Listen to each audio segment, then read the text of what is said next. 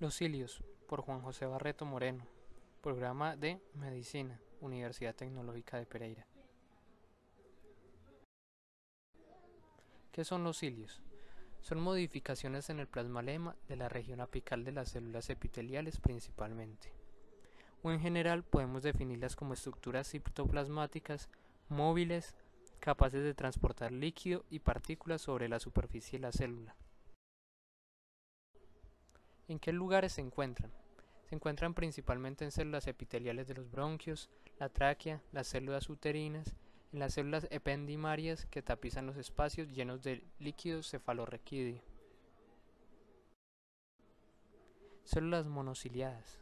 En algunas células epiteliales se pueden encontrar un solo cilio por célula, como en la red testicular de Haller en el aparato reproductor masculino, o inmóviles en el glomérulo, como en las células del tubo renal y en las células ciliadas vestibulares del oído, además de ciertas células del tejido conectivo como el fibroblasto, en este caso un fibroblasto del tejido conectivo femenino.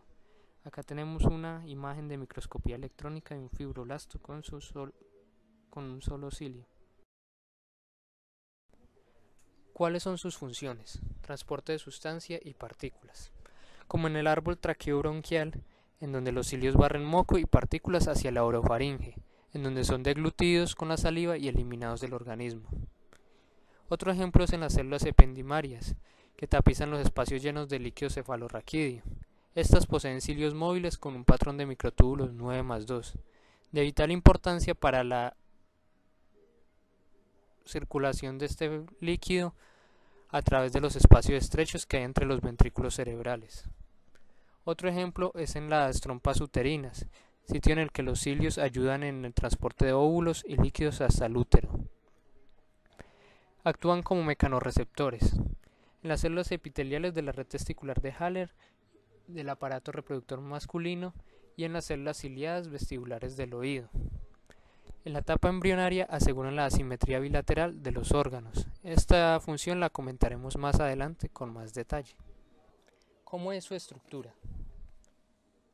Los cilios con un patrón 9+2 exhiben las características que se pueden apreciar mejor en un corte transverso como el que tenemos acá.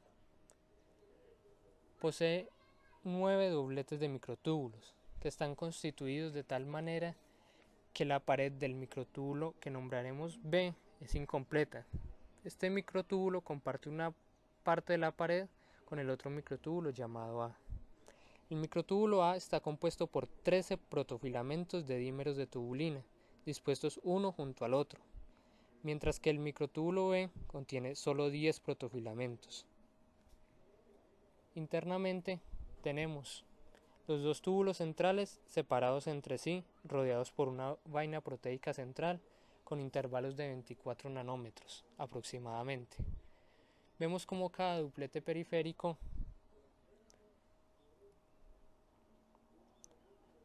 tiene un componente elástico formado por nexina, que vincula en forma permanente el microtúbulo A con el microtúbulo B del doblete siguiente a intervalos de 56 nanómetros.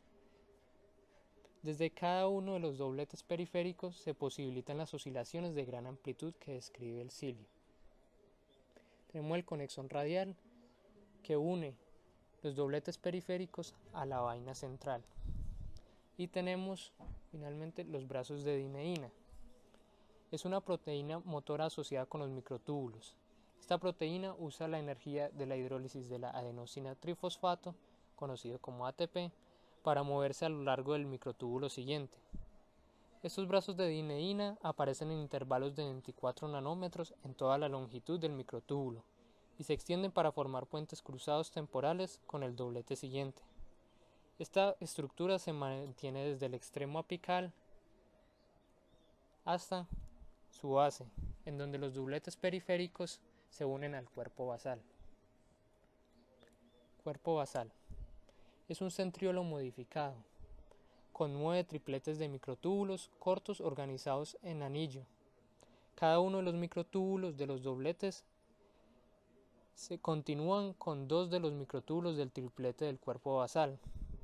Los 2 microtúbulos centrales del cilio terminan a la altura del extremo superior del cuerpo basal. Por eso en este corte no se permite ver los dos microtúbulos centrales, más sí 9 tripletes dispuestos en forma de anillo. Estructura 9+0. Podemos decir que además de los cilios con un patrón de microtúbulos 9+2, se ha encontrado otro tipo ciliar con una organización microtubular 9+0. Los cilios con este patrón carecen de un par central de microtúbulos. Estos cilios aparecen en una gran variedad de células y reciben el nombre de cilios primarios o monocilios, porque cada célula posee uno solo. Antes los monocilios se clasificaban como vestigios no funcionales de los cilios 9+2, resultante de un desarrollo anómalo.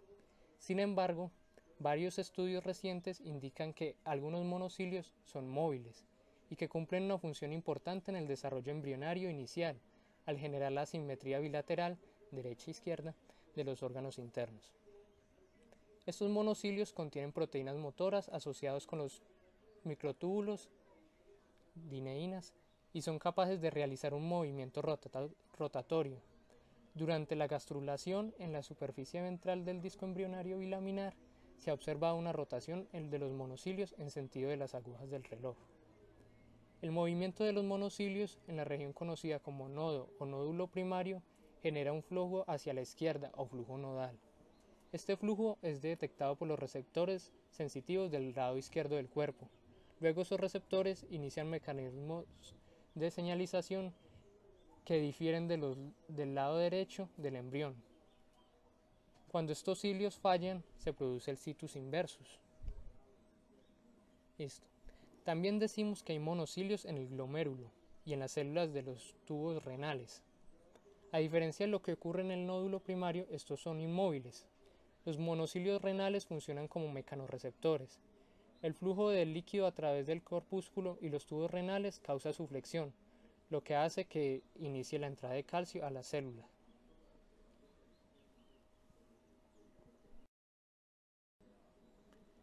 ¿Cuáles son los tipos de movimiento? Bueno, tenemos isocrónico, metacrónico y rotación. Los cilios con un patrón 9+2 realizan un movimiento ondulante, sincrónico y uniforme. El cilio permanece rígido mientras se realiza un movimiento anterógrado rápido llamado golpe efectivo. Se torna flexible y se dobla lateralmente durante el movimiento de retorno más lento, que es el llamado golpe de recuperación. El plano del movimiento del cilio es perpendicular a la línea que une el par de microtúbulos centrales. Los cilios de hileras sucesivas comienzan a batir de manera que cada fila está apenas más avanzada que el cilio de la hilera siguiente. Así se crea una onda que barre todo a lo largo y ancho del epitelio. Este se llama ritmo metacrónico. Es capaz de desplazar moco sobre las superficies epiteliales y facilitar el flujo de líquidos y otras sustancias a través de órganos tubulares o conductos. Los cilios con un patrón 9+0 realizan un movimiento de rotación en sentido antihorario. Vistos desde arriba, en consecuencia, la trayectoria de un cilio con un patrón 9+0 es semejante a un cono, mientras que la que da un cilio 9+2 se parece a un hemicono.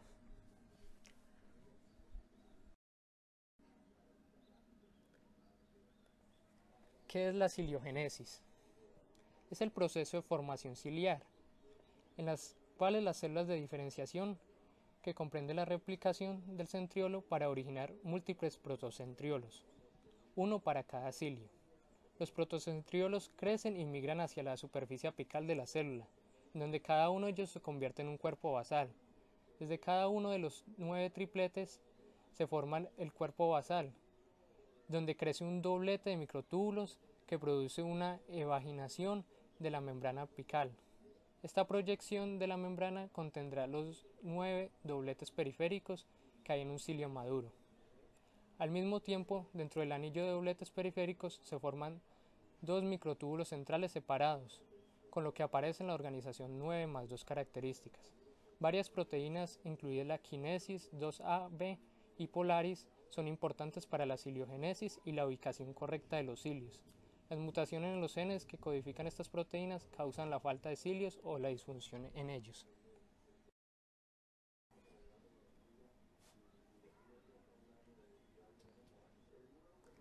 Patología con respecto a los cilios. Los cilios desempeñan una función importante en el organismo humano. Cada vez aparecen más indicios que en muchos trastornos humanos hay una disfunción de los cilios. Varios trastornos hereditarios agrupados bajo la denominación general de discinia ciliar primaria, también conocida como el síndrome de los cilios inmóviles, afectan la función de los cilios. La DSP consiste en un grupo de enfermedades hereditarias de carácter autonómico recesivo que afectan una de cada 20.000 personas. Por ejemplo, el transporte mucociliar que ocurre en el epitelio respiratorio es uno de los mecanismos más importantes de protección del organismo contra bacterias y otros agentes patógenos invasores. Los cilios móviles que cubren el epitelio del árbol respiratorio tienen a su cargo la limpieza de la vía aérea. El fracaso del sistema del transporte mucociliar ocurre en el síndrome de Cartagener, en el que se debe a una anomalía estructural que comprende la falta de brazos de dineína.